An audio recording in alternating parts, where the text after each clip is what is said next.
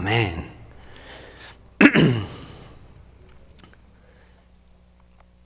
¿Alguna vez de pronto tú te has sentido estancado en tu vida o tal vez olvidado por los demás? Si alguna vez te has sentido como que las cosas no avanzan o de pronto como que si nada fuera a cambiar. Si tú te has sentido así alguna vez, seguramente te puedes identificar mucho con la historia o con el hombre de la historia que vamos a estar compartiendo el día de hoy. Esta historia está en Juan capítulo 5. Juan capítulo 5 nos cuenta la historia de un hombre que no sabemos su nombre, pero sí sabemos dónde estaba. Nos cuenta la Biblia de que este hombre estaba en un estanque, en el estanque de Betesda. Es una historia muy particular que la encontramos muy específicamente relatada en la Biblia en Juan capítulo 5. Un hombre que por 38 años, dice la Biblia, 38 años había sufrido una enfermedad, la parálisis. Nos cuenta que era paralítico. 38 años, día tras día, yendo al mismo lugar en busca de un milagro, en busca de la sanidad de sus piernas, de su cuerpo. 38 años viendo cómo la vida literalmente se le va. Porque no estamos hablando de una etapa de 5 años de pronto que podemos tener de mala racha o de pruebas y dificultades. 38 años, una vida se le estaba pasando ante sus ojos. Una vida en sufrimiento, una vida ya diría yo acostumbrado a vivirla en dolor, acostumbrado a vivirla en su discapacidad. Ya él básicamente se había acostumbrado a vivir de esa manera.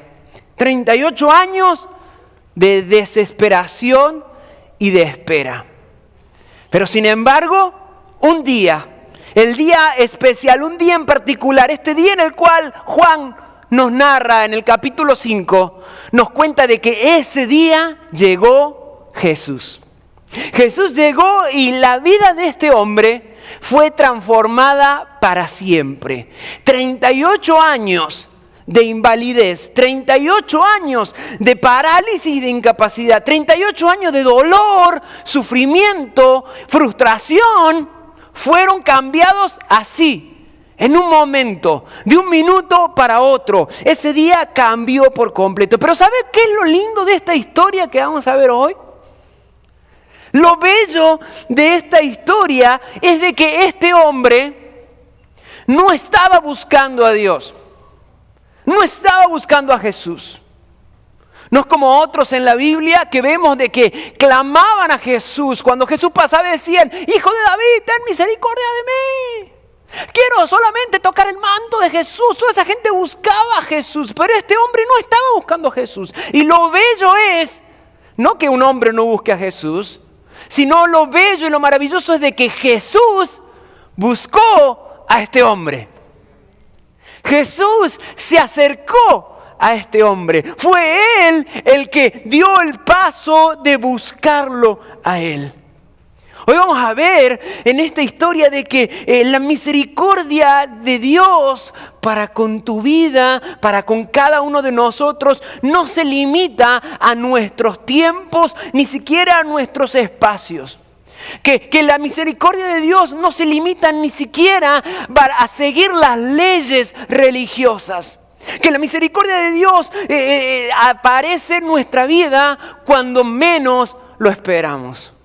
Cuando menos lo esperas, Jesús llega. Llega a tu vida, llega a tu hogar, a tu familia, llega a la iglesia, llega a intervenir de una manera sobrenatural en ti. Pero quiero que lo leamos juntos este pasaje. En Juan capítulo 5, versículo 1 al versículo 15. Dice la palabra del Señor: después de estas cosas había una fiesta de los judíos y subió Jesús a Jerusalén. Y ahí en Jerusalén, cerca de la puerta de las ovejas, un estanque llamado en hebreo Betesda, el cual tiene 5 pórticos. En estos yacía una multitud de enfermos, ciegos, cojos y paralíticos, que esperaban el movimiento del agua, porque un ángel descendía de tiempo en tiempo al estanque y agitaba las aguas. Y el que primero descendía al estanque después del movimiento del agua, quedaba sano de cualquier enfermedad que tuviese. Y había allí un hombre que hacía 38 años que estaba enfermo. Cuando Jesús lo vio acostado y supo que llevaba ya mucho tiempo así, le dijo: ¿quieres ser sano? Señor, le respondió el enfermo, no tengo quien me meta en el estanque cuando se agita el agua. Y entre tanto que yo voy, otro desciende antes que yo. Jesús le dijo: levántate, toma tu lecho y anda. Y al instante ese hombre fue sanado y tomó su lecho y anduvo. Y era día de reposo aquel día. Entonces los judíos dijeron a aquel que había sido sanado: es día de reposo, no te es lícito llevar tu lecho. Él le respondió: el que me sanó, él mismo me dijo: toma tu lecho y anda. Entonces le preguntaron: ¿quién es el que te dijo toma tu lecho y anda? Y el que había sido sanado no sabía quién fuese, porque Jesús se había apartado de la gente que estaba en aquel lugar. Versículo 14. Después le halló Jesús en el templo y le dijo: mira, has sido sanado. No peques más para que no te venga ninguna cosa peor. El hombre se fue y dio aviso a los judíos que Jesús era el que lo había sanado. Quiero que veamos cómo cambia la vida de este hombre cuando Jesús aparece en escena. Cómo cambia no solamente su cuerpo, porque nos dice de que puede caminar también, sino cómo toda su vida entera es transformada por ese encuentro con Jesús. En este relato hay 3 grandes enseñanzas. Si tú estás tomando notas ahí en los flyers que repartimos cada semana, los puedes ver ahí bien identificados. Podemos ver 3 grandes enseñanzas. Primero, la necesidad que tenemos como seres humanos. Lo segundo es la misericordia fabulosa de Dios. Y lo tercero es la superioridad de Jesús ante toda ley humana. Pero vamos versículo a versículo. ¿Qué le parece? ¿Me acompaña, sí o no?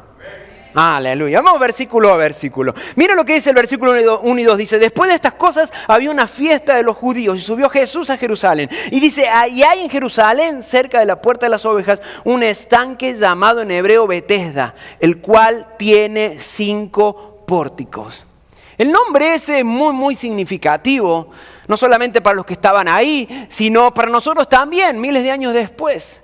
Betesda, o en otras versiones dice Betzatá, significa casa de misericordia. Casa de misericordia.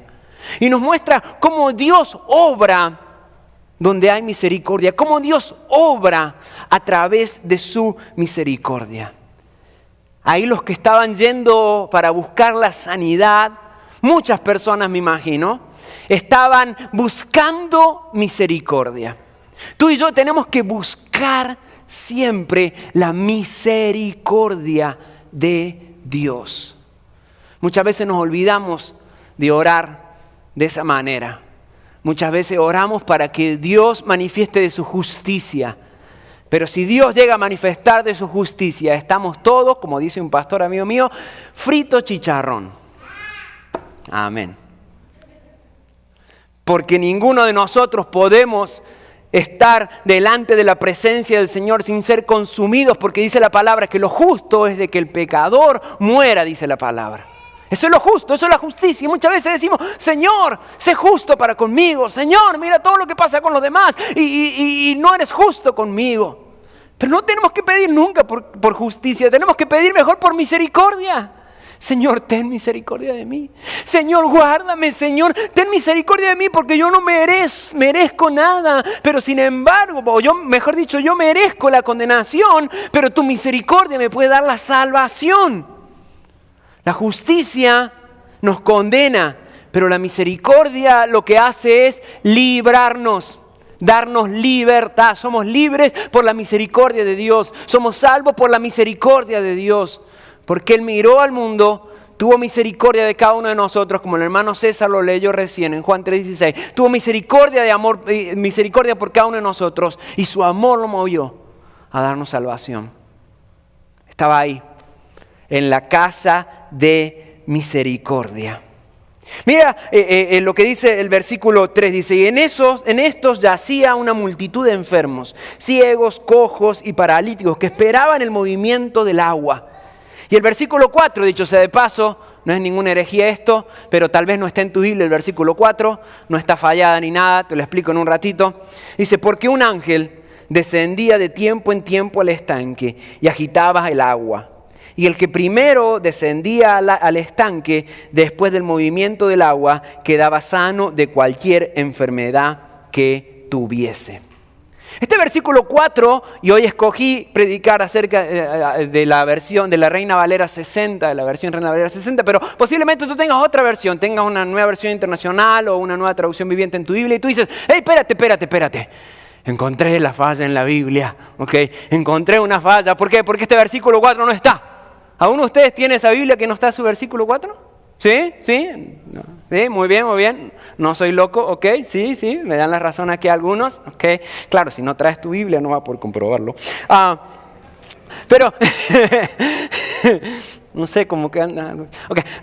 Pero el versículo 4 no está. Y hay una explicación. Ese versículo 4 no estaba o no se encuentra en algunos de los manuscritos que se han encontrado. Acuérdate, la Biblia está basada no necesariamente en el texto original que escribieron los que fueron inspirados por Dios, pero está compuesta por muchas copias, infinidad de copias, muchísimas. Hasta el día de hoy se siguen encontrando más copias de escritos que han sido copiados de los originales. Y en varios de los escritos no se encuentra este versículo 4.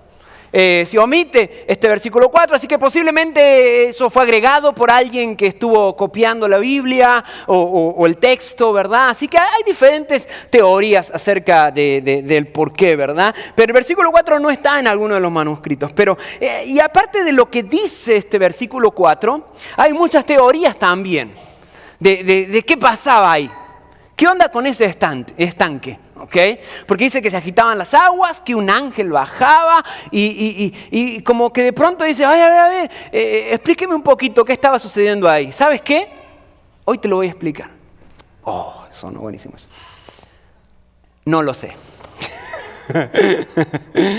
Hay un montón de teorías acerca de qué sucedía ahí. ¿Ok? Y puedes estudiar, puedes investigarlo, puedes googlearlo, preguntarle a ChatGPT qué pasó ahí, ¿ok? Y hay diferentes teorías de qué estaba pasando en ese momento, ¿ok? De lo qué pasaba en este estanque. Aunque cualquiera de esas teorías, en realidad el objetivo principal de esta historia no se basa necesariamente en ese versículo. Lo que Jesús quería hacer era mucho más grande de las explicaciones que podemos encontrar de ese versículo 4, que en algunas versiones está y en otras no. Así que yo diría que no nos detengamos tan ahí. A pesar de eso, hay una explicación de las más sencillas, aunque hay varias, como les dije, teorías. La explicación más sencilla que puede darse es que era un milagro que se hacía bajo la dirección soberana de Dios, que solamente se hacía en épocas especiales para recordar a los judíos las obras maravillosas de Dios y lo que Él había hecho en el pasado para hacerle siempre presente de que Dios es Dios soberano, Dios inmutable, es decir, que nunca cambia. Pero quiero invitarte a que no nos detengamos ahí, por más que es muy tentador para aquellos que nos gusta investigar. Pero quiero invitarte a que no nos detengamos ahí. Por un rato, olvídate de este versículo 4. ¿Ok? Olvídate de este ángel y qué onda con este ángel, si era Gabriel, Miguel o Néstor, no sé. ¿Ok? Olvídate de ese ángel, lo que pasaba en ese estanque, porque Jesús lo que estaba a punto de hacer era algo mucho más importante.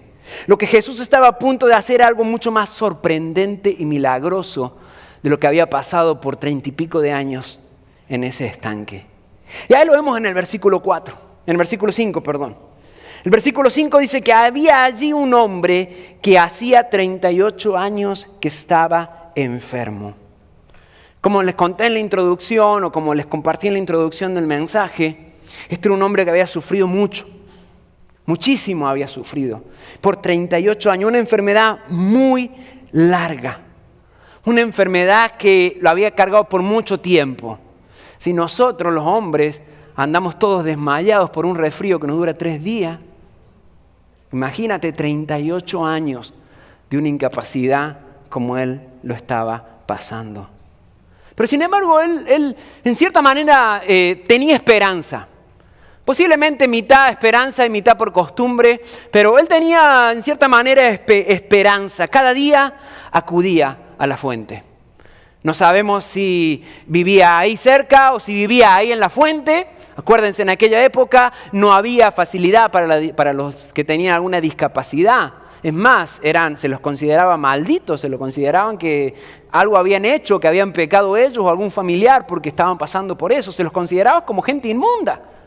No sabemos si vivía ahí, pero cada día iba a buscar su milagro.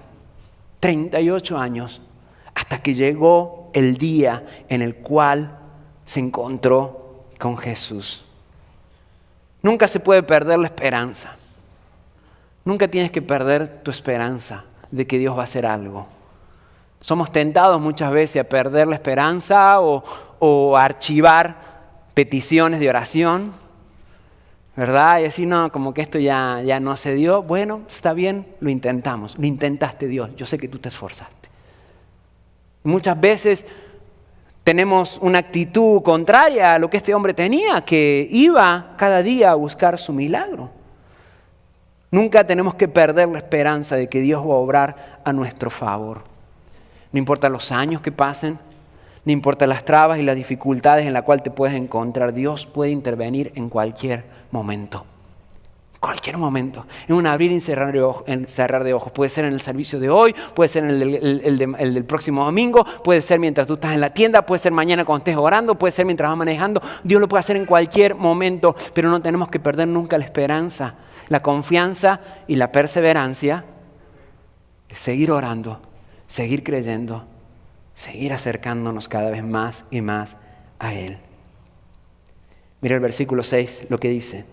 Dice, cuando Jesús lo vio acostado y supo que llevaba ya mucho tiempo así, le dijo, ¿quieres ser sano?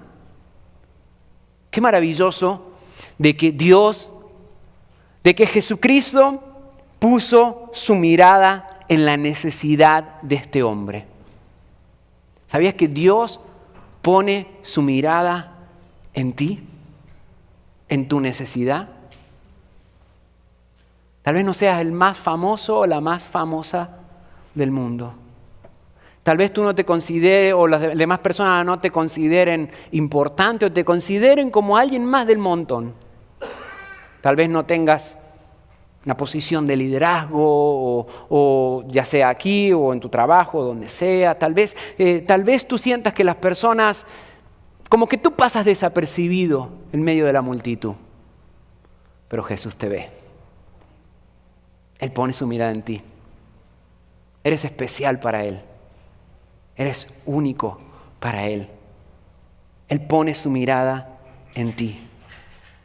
Y de igual manera poniéndolo al otro lado. Tú puedes ignorar a las demás personas. Tú, del camino de la iglesia, de tu casa a la iglesia, puedes haber ignorado a un montón de gente. Pero Dios no ignora ninguna de ellas. Él pone su mirada en cada uno de nosotros. Y no fue la excepción con este hombre. Por más de que nadie lo quería, Jesús puso su mirada en él. Y le hace una pregunta poderosísima. Una pregunta que posiblemente habrá sonado ridícula para este hombre.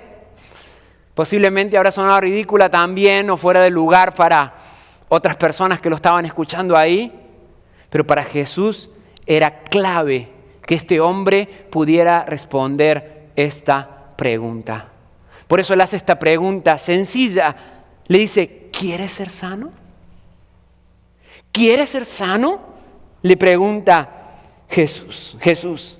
Y parece ilógico, ¿verdad? ¿Cómo Jesús va a hacer esta pregunta? Jesús, por favor. ¿En qué estás pensando? ¿No te das cuenta? ¿Has escuchado que este hombre no puede caminar? ¿Has escuchado que él viene aquí a buscar un milagro y que no puede? ¿Cómo le vas a hacer esa pregunta? Pero Jesús tenía un punto muy específico al hacer esta pregunta, y creo yo de que cuando Jesús se acerca a cada uno de nosotros con preguntas así, muchas veces tendemos a ignorarlas, pero tenemos que saber el por qué Dios nos pregunta esto, por qué Dios nos habla de esta manera, por qué Dios obra de esta manera en mi vida. ¿Sabes qué? Él tenía sus propósitos, Jesús tenía sus propósitos para hacer esta pregunta. Primero era para que el hombre pueda recuperar la esperanza perdida. Sí, iba ahí cada día iba ahí al estanque. Pero posiblemente pasaba el tiempo y poco a poco iba perdiendo ya esa esperanza. Nosotros muchas veces nos pasa lo mismo, va pasando el tiempo y poco a poco vamos perdiendo la esperanza de que algo puede suceder en nuestra vida o en la vida de los que nos rodean. Entonces lo primero es que Jesús le hace esa pregunta para que este hombre pueda reaccionar y decir, sí, a eso vengo cada día aquí. No solamente a ver cómo los otros son sanos, o esperar a ver si las aguas se mueven, o esperar a ver qué sucede aquí. No. Yo vengo aquí porque quiero ser sano, porque mi esperanza está en buscar esa sanidad. Y lo segundo también que Jesús le hace esta pregunta es para llamar la atención del hombre. Las buenas preguntas son las que generan buenas conversaciones. Conversaciones que edifican. Y Jesús quería llamar la atención de este hombre, que este hombre fijara su atención en Jesús. Por lo menos al sentir una pregunta ridícula, pero por lo menos llamó la atención de este hombre. ¿Qué es lo que pasa? Las distracciones muchas veces nos desenfocan de la mirada de Jesús. Las distracciones y tantas cosas que este mundo nos ofrece nos distraen de lo que verdaderamente Dios quiere hacer en nuestra vida, nos distraen de la mirada dulce de nuestro Salvador, lleno de amor por nosotros. Y mira cómo responde. Solamente tenía que decir sí. Eso era todo lo que tenía que decir este hombre. Pero sin embargo, la responde de una manera como que si lo leyéramos por primera vez diríamos, ay, solamente tenía que decir sí, ya le echó a perder. Pero mira lo que dice, Señor, le respondió el enfermo, no tengo quien me meta en el estanque cuando se agite el agua. Y entre tanto que yo voy, otro desciende antes que yo. Yo le hubiese vuelto a hacer la pregunta. Si yo hubiese sido Jesús, gracias a Dios que yo no soy. Pero le hubiese dicho, ¿qué te pregunté? Te pregunté si quieres ser salvo, no si te puedes meter o no. ¿Verdad? Pero bueno, Jesús obviamente no le respondió, no le dijo eso. Pero mira la manera en la cual responde. Él respondió cualquier otra cosa. Él vio el obstáculo de que no podía él meterse, pero no pudo ver lo que Dios quería hacer ahí en su vida. El paralítico responde el por qué no puede sanarse. Empieza a darle un montón de excusas a Dios. Empieza a darle indicaciones a Dios. Claro, él no identificaba quién era Jesús, obviamente. Pero muchas veces nosotros tratamos de darle explicaciones a Jesús y tratar de dar indicaciones a Dios de cómo Él tiene que obrar. Imagino él estaba acostumbrado, había visto cientos de personas, posiblemente no sé cuántas habían sido sanadas de esa manera, pero él había visto un montón de cómo era la dinámica. Las aguas se movían, el primero que se metía salía caminando. Las aguas se movían, el primero que se metía salía caminando. Y lo había visto un montón de veces. Entonces dice, esa es la forma, no hay otra forma. Si Dios va a hacer algo, lo va a hacer así. ¿Ok? Por eso él dice, no tengo quien me meta en el estanque.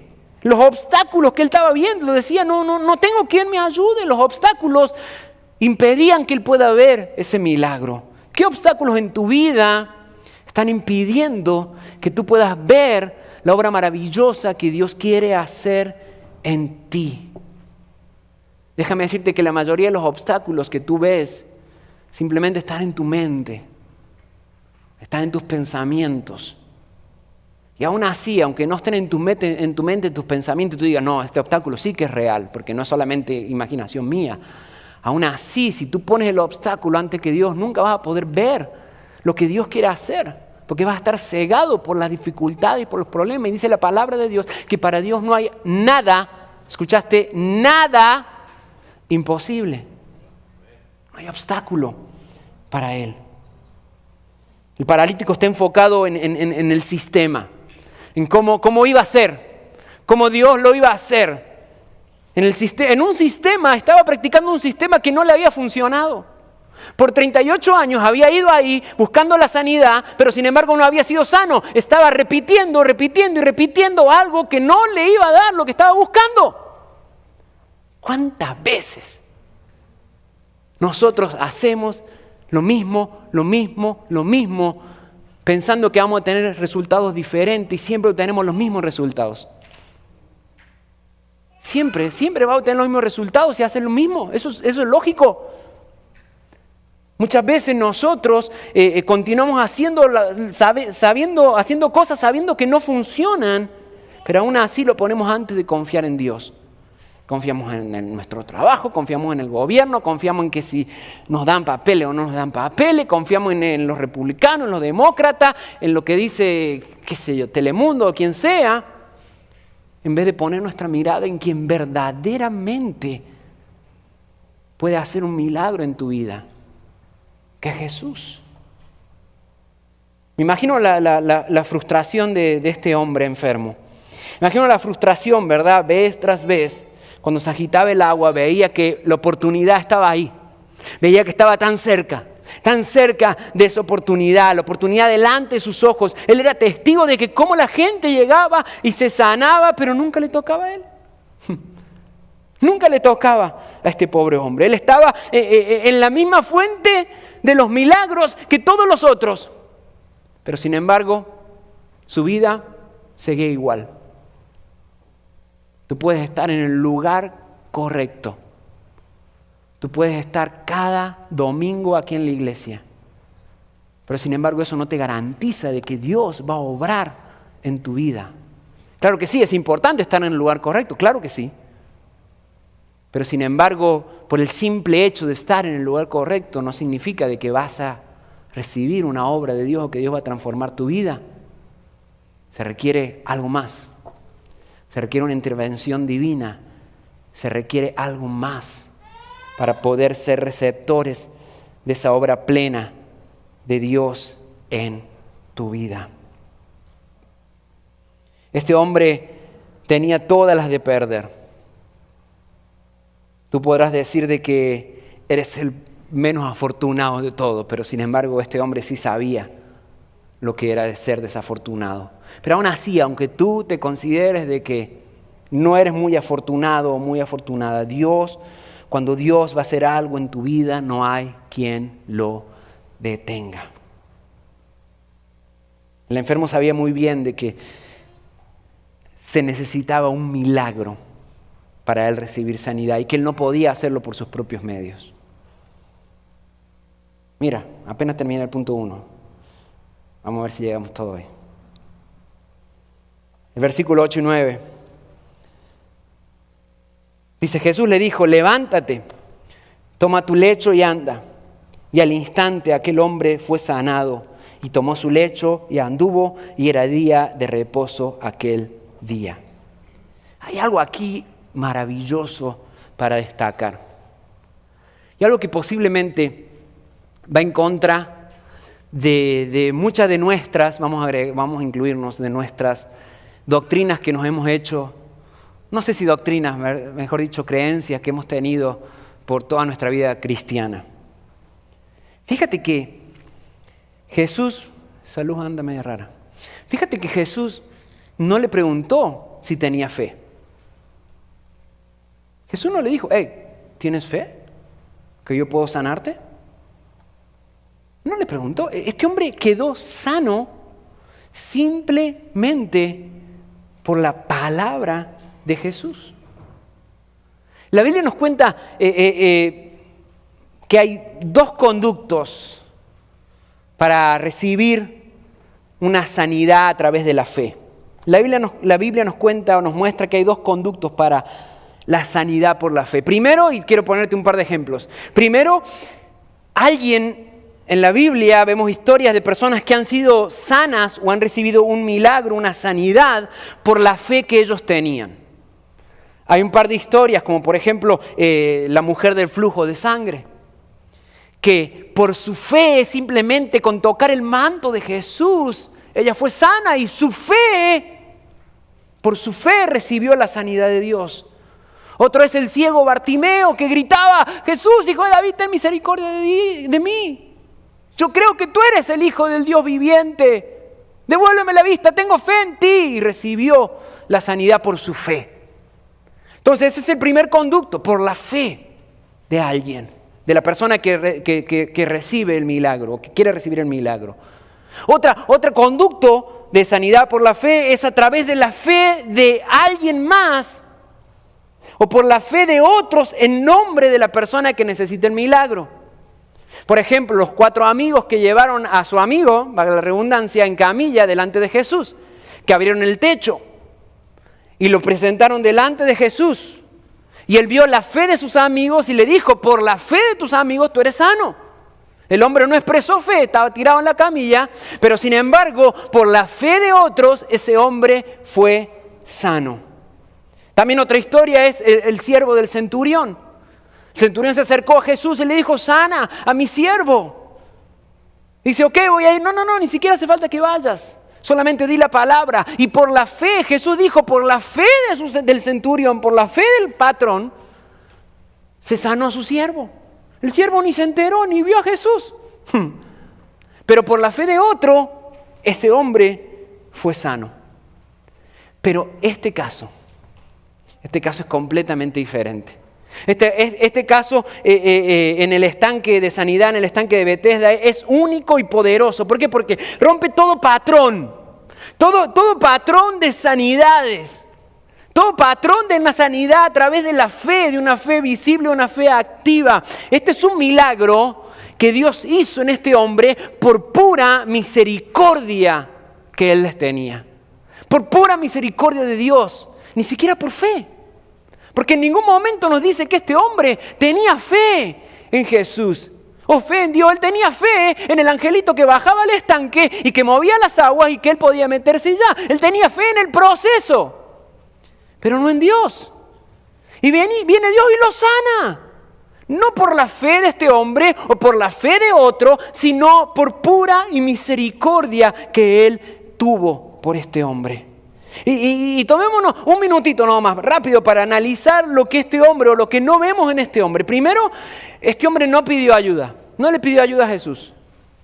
En ningún momento vemos diciendo: ayúdame, por lo menos échame la mano, aunque sea aviéntame. No, este hombre no le pidió ayuda a Jesús. Es más, ni siquiera sabía quién era Jesús.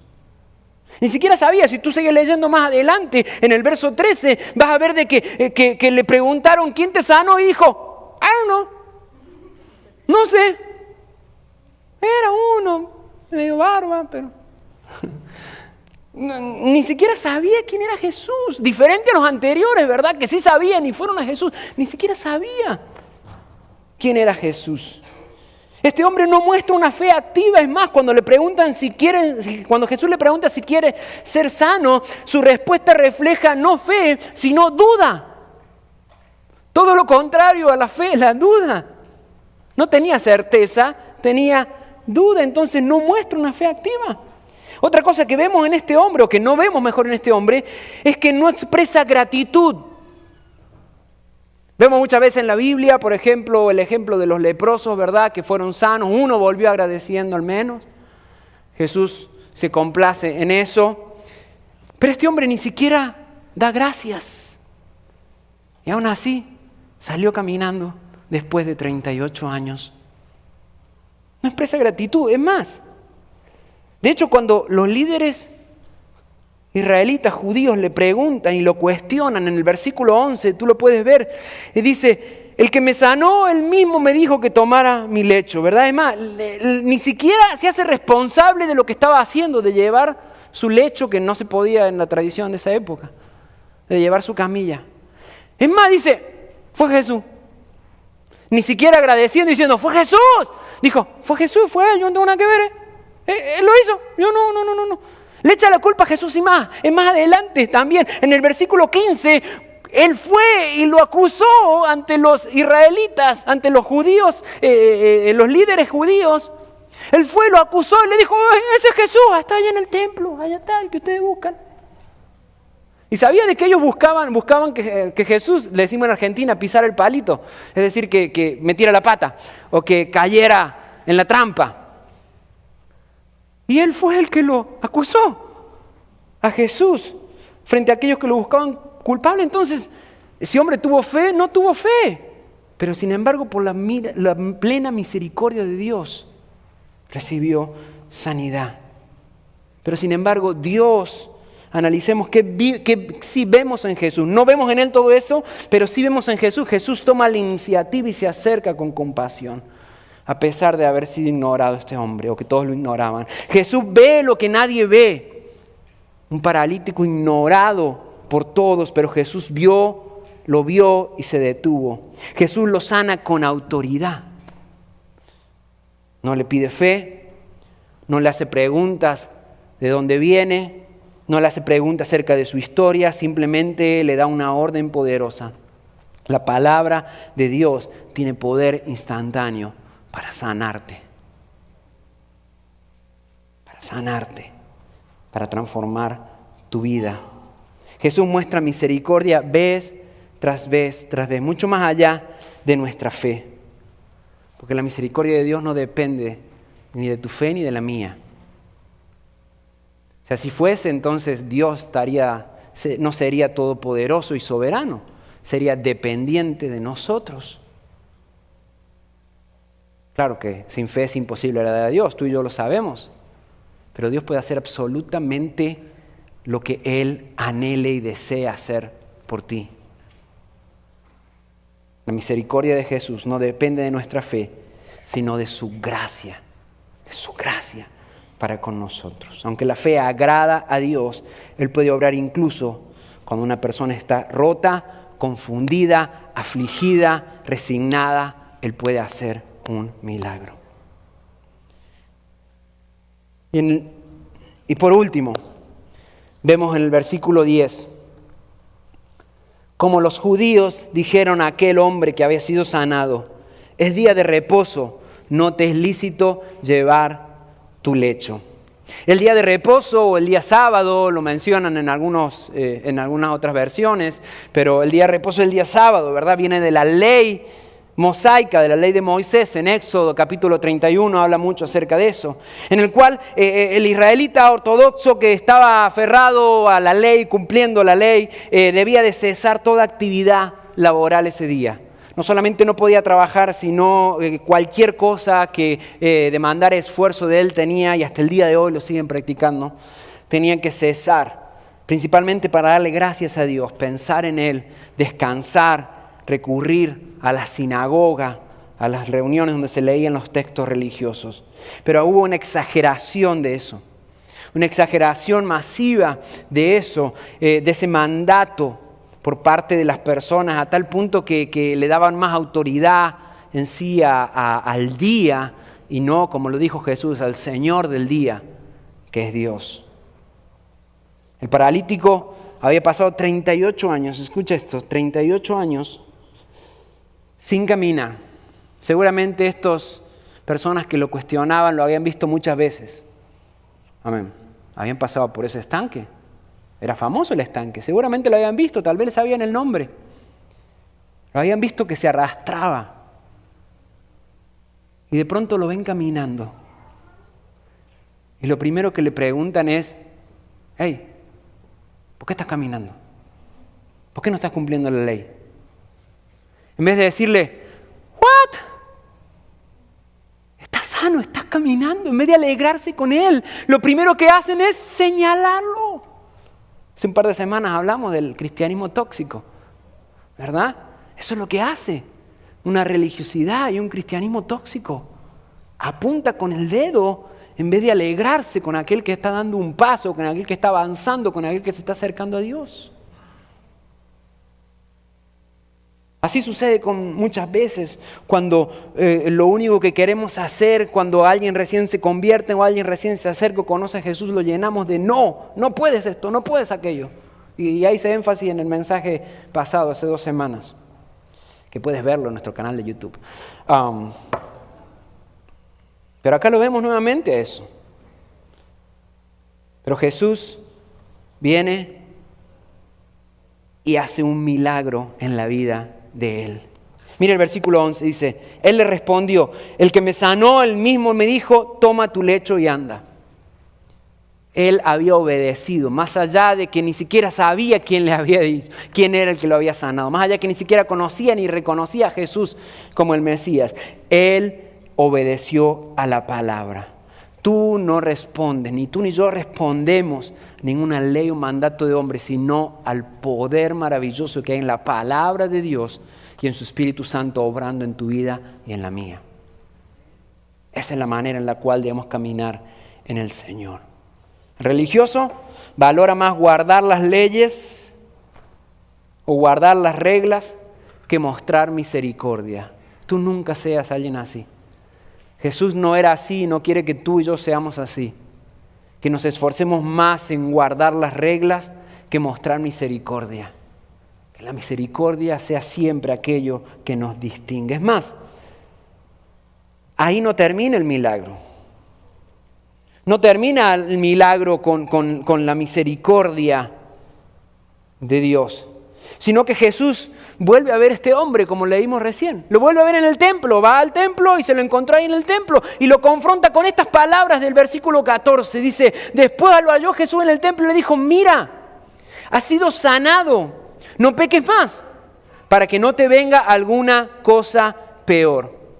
Jesús no solamente sana su cuerpo, sino que Jesús viene y transforma su alma y confronta su alma y su espíritu.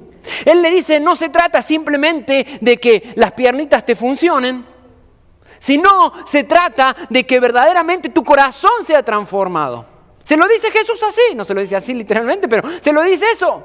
Él le dijo, hey, fuiste sanado, ahora tu cuerpo recibió sanidad, recibiste el milagro físico, ahora sabes que hay un milagro más grande todavía. El que Dios, el que yo, le dice Jesús, quiero hacer en tu corazón. No peques más, no peques más.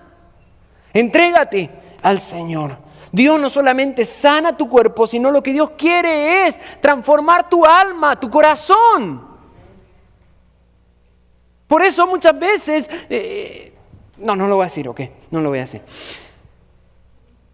Entiende eso de que no se trata simplemente de un milagro físico o externo.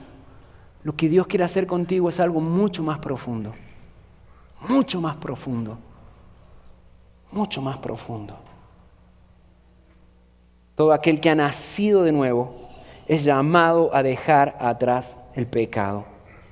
No significa que no fallamos de vez en cuando o que no caemos muchas veces en la tentación, pero sí significa que el pecado ya no gobierna nuestra vida, sino que Jesús gobierna nuestros corazones.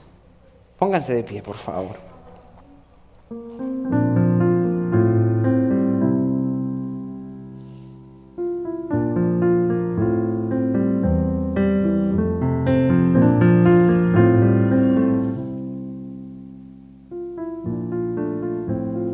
Este milagro de Betesda contrasta muchísimo con todos los otros que podemos ver en la Biblia.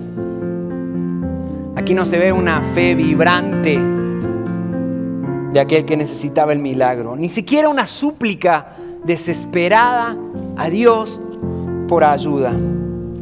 Aquí no hay amigos que rompan un techo y que bajen al enfermo delante de Jesús. No se ve una mujer enferma que se abre paso frente a la multitud para simplemente tocar el manto de Jesús. No, nada de eso. Acá se ve un hombre olvidado, marginado, frustrado, resignado a vivir el resto de su vida de la misma manera. Pero vemos a un Jesús que se acerca con misericordia ante él, que se acerca sin más ni menos que con misericordia plena por Él. Jesús no está limitado por tu fe. Si no, podrías tú darte el crédito de tener una super fe. Jesús no está limitado ni por tu fe, ni tampoco por las reglas religiosas que nos ayudan, obviamente. La doctrina y la verdadera religión nos ayuda a acercarnos y conocer a Dios, pero Dios ni siquiera está limitado por eso. Su gracia es soberana, su gracia es eterna, su gracia es transformadora, pero sobre todo es misericordiosa. Este hombre no buscó a Dios, no buscó a Jesús, pero lo más bello es de que Jesús sí lo buscó a él, que Jesús se acercó a él. Y este milagro no ocurrió sin ningún mérito. Nadie hizo fiesta, es más, nadie celebró con él, simplemente recibió juicio. Este milagro ocurrió sin mérito, no había expectativa antes, no había ni siquiera una fe consciente del hombre que recibió el milagro. Fue resultado del puro, soberano amor de Dios. El Dios que ve lo que nadie ve. El Dios que ve en lo invisible. El Dios que escucha al ignorado. El Dios que actúa por puro amor, gracia, compasión y misericordia. Y quizás a lo largo de este mensaje o reflexionando más en él, tú te sientas como este hombre en el estanque de Betesda, tal vez atrapado en una larga espera por recibir ese milagro, tal vez orando lo mismo por años y años y años. Tal vez te encuentras resignado, creyendo de que, bueno, el resto de tu vida será así. Pero quiero decirte algo de lo más profundo de mi corazón, y no solamente mi corazón, sino creo yo más importante, del corazón de Dios. Quiero decirte que cuando menos lo esperes, Jesús llega. Ora conmigo. Amado Jesús, gracias. Gracias por los años de espera. Gracias por el tiempo de sufrimiento. Gracias por momentos difíciles, porque son el instrumento que tú utilizas para acercarnos a ti, pero aún más importante, para tú acercarte a nosotros. Señor, en el nombre de Jesús, te pido de que tú seas exaltándote en cada uno de nosotros, Dios. Señor, que podamos tener la confianza, la paciencia, pero aún más importante, la perseverancia, Señor, de saber que tú llegarás aún en el lugar menos esperado o en el momento menos esperado.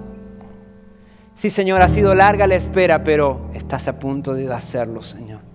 Estás a punto de obrar. Estás a punto de llegar a nuestras vidas. Señor, en el nombre de Jesús, hoy oro por fortaleza y perseverancia por cada uno de nosotros, para que tengamos esa plena confianza de que estás a punto de hacer algo maravilloso. Señor, ven a nosotros. Señor, acércate con tu mano misericordiosa, con tu corazón lleno de amor, con tu gracia infinita, a restaurar nuestras vidas cada vez más y más, Señor. Gracias, precioso Rey. Señor, oro por tu iglesia. Bendícelos, llévalos con bien a sus hogares. Señor, oro por los jóvenes que ya vienen en camino, que tú los traigas con bien, amado Señor. Te pido, Rey de la Gloria, que todos los días podamos cada día acercarnos más a ti y caminar contigo. En el nombre poderoso de Jesús. Amén y amén. Dios le bendiga mucho, iglesia.